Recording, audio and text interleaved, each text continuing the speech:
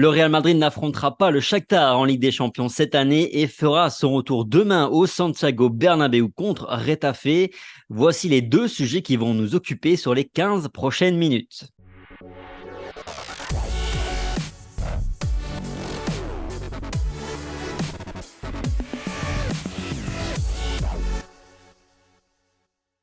Bonjour à tous, j'espère que vous allez toutes et tous bien. On se retrouve aujourd'hui pour une petite vidéo Ligue des Champions et preview avant le match de demain contre Retafe. Et c'est en compagnie de Rota. Salut Rota, comment ça va? Écoute, ça va, il fait beau ici en Bourgogne. Le Real revient à Bernabéu, donc ça ne peut qu'aller, effectivement. Je confirme. Allez, commençons par la Ligue des Champions. Le Real Madrid connaît ses adversaires et on n'affrontera pas, non, le RC Lens, à mon plus grand regret, mais plutôt le Napoli, le SC Braga et l'Union de Berlin. On met fin à une série de 3 années consécutives avec le Shakhtar dans notre poule.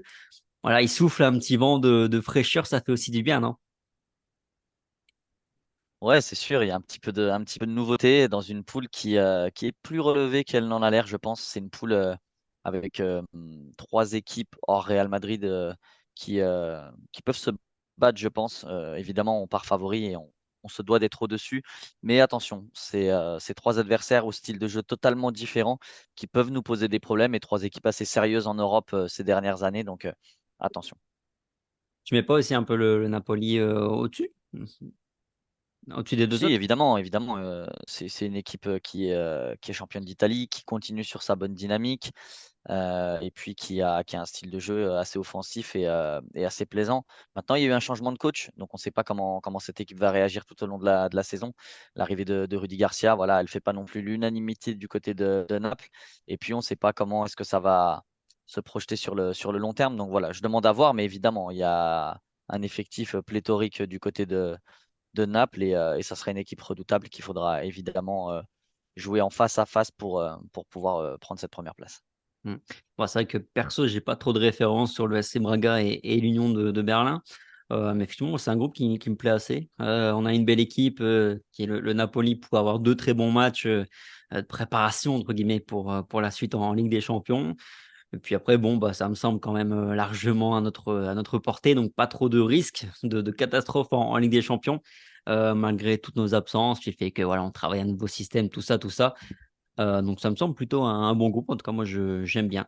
Bon, on aura le temps après de revenir sur le Napoli et autres, mais tu les vois vraiment comme un gros adversaire pour le Real Madrid, le Napoli?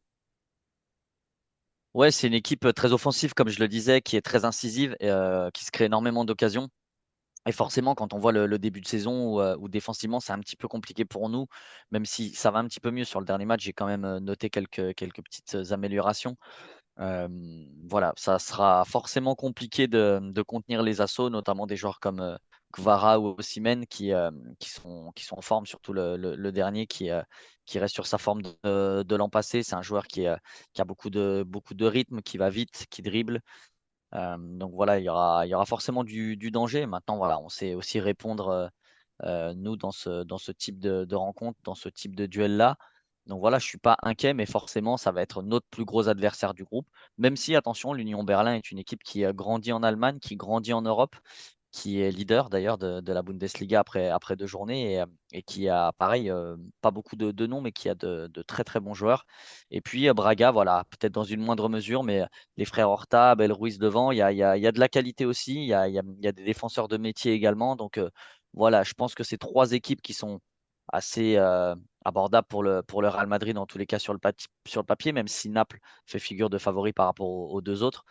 Mais voilà, c'est des équipes qu'on se doit de malmener et sans trop de risques, comme tu le disais. Ouais. J'ai pas trop de souvenirs du Napoli en phase de groupe pour le Real Madrid. Je me souviens par contre de la phase finale avec l'énorme match de Pep et de Sergio Ramos, Ouais. là-bas en Italie. Bon, passons un peu sur la Liga. La Ligue des Champions, on aura bien le temps d'y revenir. Le début commencera après le 15 septembre. Le calendrier devrait sortir normalement aujourd'hui. Nous, on l'a pas encore, mais vous l'avez peut-être déjà au moment où vous regardez cette vidéo. Donc, parlons de la Liga, présent avec demain le retour au Santiago Bernabéu du Real Madrid, où l'on va recevoir Getafe de Bordalas, le Getafe de Bordalas. Ils ont un bilan de une victoire contre Alaves, une défaite contre la Real Sociedad et un match nul contre le FC Barcelone. Ça t'inspire quoi un peu si tu as vu, j'imagine que tu as vu au moins un peu contre le Barça. Alors j'ai regardé même le dernier match hein, contre Alaves, mais c'est une équipe très très timide quand même. Bordalas, c'est pourtant un entraîneur un peu à la Mourinho qui demande à ses équipes d'avoir beaucoup de caractère et de tout donner sur le terrain. Je trouve que c'est une équipe un peu timorée. C'est un début de championnat qui est pas mauvais. Ils sont à 4 points sur 9 pour Getafe qui forcément a pour objectif de se maintenir en Liga. C'est loin d'être dégueulasse, surtout après avoir affronté le Barça. Mais voilà, c'est une équipe un peu timide, qui n'a pas réellement de grosses forces majeures, mais par contre qui peine défensivement, même s'ils ont réussi à contenir les assauts du Barça. C'était un Barça lui aussi timide dans la première journée. Donc voilà, c'est une équipe à domicile qu'on devrait très très logiquement battre parce qu'il y a pas une énorme qualité sans leur manquer de respect, encore une fois. Donc voilà, c'est 3 points que j'espère prendre de manière supplémentaire après avoir fait 3 gros déplacements avec 3 victoires. J'espère que le Real fera la passe de 12. Côté Madrid, on s'attend quand même à 6 absences pour demain. Thibaut Courtois, Militao, Gouler toujours. Vinicius, évidemment, mais aussi Ceballos et Ferland Mendy qui se sont pas entraînés là, ce matin. Bon, je pense qu'ils sont surtout préservés parce que la trêve arrive et que il y a pas besoin de prendre de risques. Autant leur laisser finalement ces 10 jours supplémentaires pour bien récupérer et revenir à 100%. Mais finalement, la grande absence, c'est évidemment celle de Vinicius, la nouvelle absence. Et il y a une question qui émerge forcément avec son absence, c'est comment et avec qui le remplacer. Toi, tu ne crois pas qu'un retour du 4-3-3, ça ferait sens parce que remplacer numériquement Vinicius par Rossellou, c'est un peu bancal, quoi. C'est quoi, toi, ton idée sur le sujet, le schéma que tu ferais quoi, toi, pour remplacer Vini? Comme tu l'as dit, ça ferait sens de modifier le système, surtout que je suis quelqu'un qui aime que l'équipe puisse s'adapter à plusieurs systèmes, bon, avoir plusieurs recours dans la saison par rapport à l'adversaire que tu affrontes. Maintenant, je crois que c'est assez clair dans la tête d'Ancelotti. J'ai pas l'impression qu'il laisse transparaître une envie de changer. Je pense que Joselu remplacera numériquement Vinicius et que le plan ne changera pas forcément. À regret, comme je viens de le dire, parce que je préférerais que Joselu soit la seule pointe, qu'on puisse mettre Rodrigo sur le côté gauche parce qu'on sait qu'il a les qualités pour jouer à ce poste-là et que c'est certainement son poste préférentiel. Et puis intégrer Brahim Diaz parce que je pense que c'est un joueur qui mérite du temps de jeu, qui a besoin de temps de jeu et puis qui a besoin de confiance.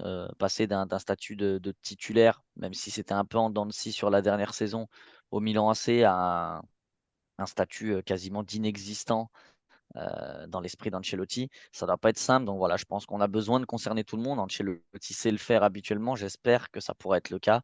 Mais malheureusement, je ne vois pas ce système se mettre en place face à Retafe. Je l'espère en tout cas. J'espère que je me trompe. Mais je pense que les idées d'Ancelotti sont assez arrêtées là-dessus.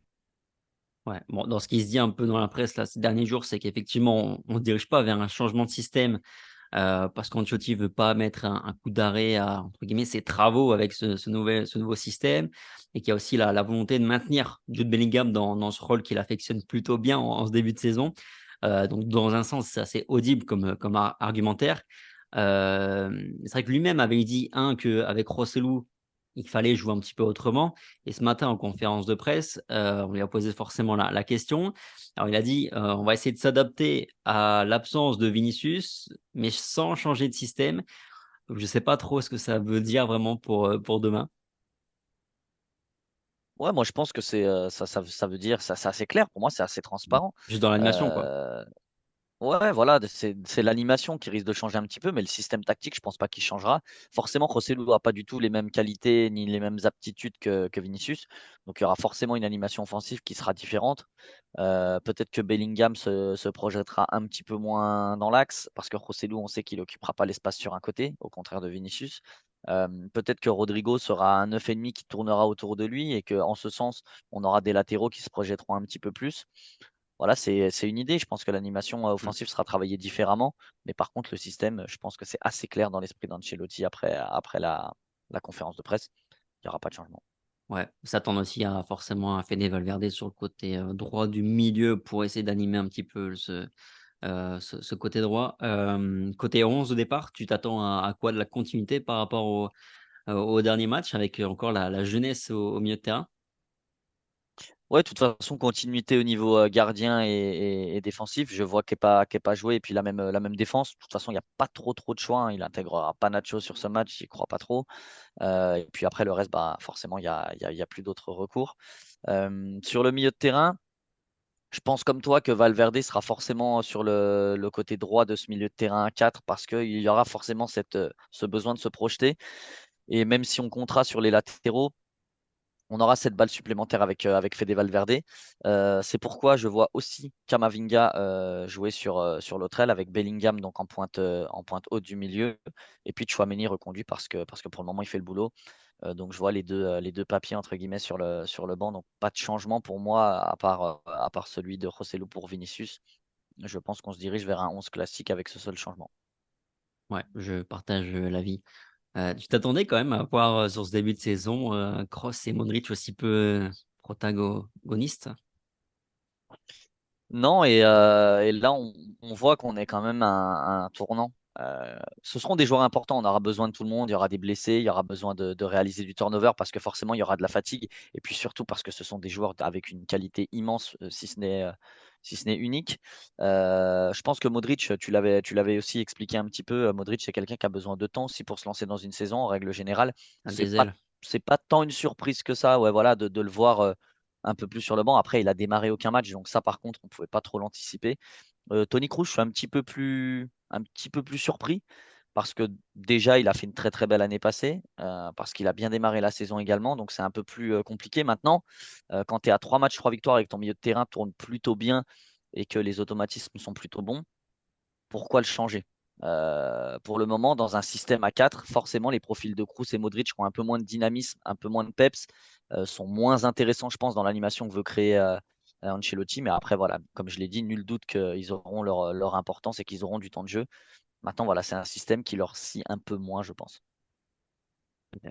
Bon, je t'ai senti assez positif, tout à l'heure quand on parlait de Getafe, mais est-ce que ça pue pas quand même un peu le gros match, piège avec une équipe de Getafe en face qui va pas forcément venir pour, jouer un grand football, qui sait, jouer dur, faire péter un petit peu les plombs à ses adversaires comme on l'a vu, face au Barça il y a 2 semaines encore et tout ça face à un Real Madrid, bah, qui est encore, un peu plus affaibli parce qu'il y a pas Vinicius, tout ça, qui vient en plus de faire finalement, on a envie de dire le plus dur en gagnant ses 3 premiers matchs à l'extérieur.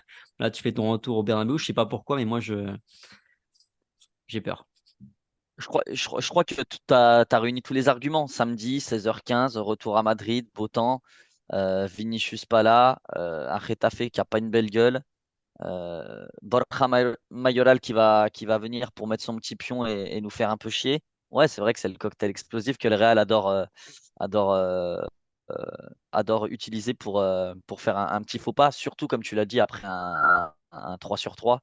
Ça m'étonnerait pas, mais voilà, on va penser positif. Je pense que si on pense positif, on va attirer le positif et se dire que non, on va leur marcher dessus et que le beau temps va se coupler au beau jeu et au beau résultat. Voilà, moi j'essaye d'être positif. Je me dis que voilà, un derby face à Getafe, face à ce Getafe-là, on se doit de le gagner. Donc je vais rester sur mes pensées positives. Ouais. Bon, quand j'envoie trop d'ondes positives, quand je suis trop confiant, en général, ça se passe mal. Donc, j'ai envoyé toutes mes ondes, un petit peu merdiques. Ça va bien Ok, se vas-y, passer. on va tout. Ça va bien se passer pour nous, un triplé de Si Bellingham en là. plus si en plus tu peux passer un petit pari sur Getafe, en règle générale, je sais que t'es pas très bon là-dessus, ça peut nous donner un 100. petit peu de chance en plus supplémentaire, ouais. Là, c'est du 100. Triplé de Bellingham. Bref, voilà un petit peu, ce qu'on pouvait dire, je pense, autour de ce match. Puis un petit mot comme ça sur la Ligue des Champions et ce tirage au sort. Dites-nous, vous, ce que vous pensez un petit peu de ce tirage au sort, notamment. Est-ce que vous kiffez? Est-ce que ça vous plaît de changer un petit peu et de ne pas retrouver le Shakhtar? Ou est-ce que le Shakhtar vous manque déjà un peu? Merci d'avoir regardé la vidéo. Merci Rota. Merci à tous pour votre fidélité comme à chaque Merci Tom. fois. Sur ce, on se retrouve dès demain pour le débrief. Et sur ce, passez un bon week-end. Prenez soin de vous. Puis à très vite. Allez, ciao. Ciao.